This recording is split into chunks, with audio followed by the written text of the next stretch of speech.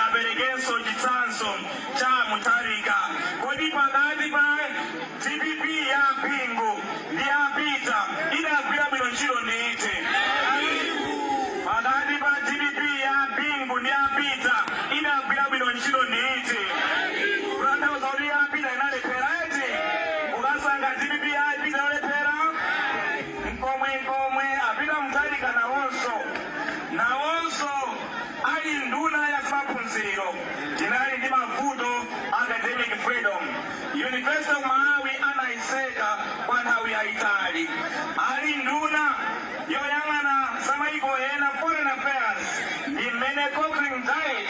British High Commission of Malawi adathamangitsidwa. Zotsatira zake andolithandiza ndalama adasiya kulithandiza ndalama. Mapeto ake ndalama zakunja zidasowa mu nthawi ya malemu a Bingu. Tinapezeka tayamba kupanga mizere ngati iliko lero filling station. Komanso ali Minister of Justice apita Mutharika kunaliso strike ku Justice Minister of Judiciary inatenga nthawi yayitali.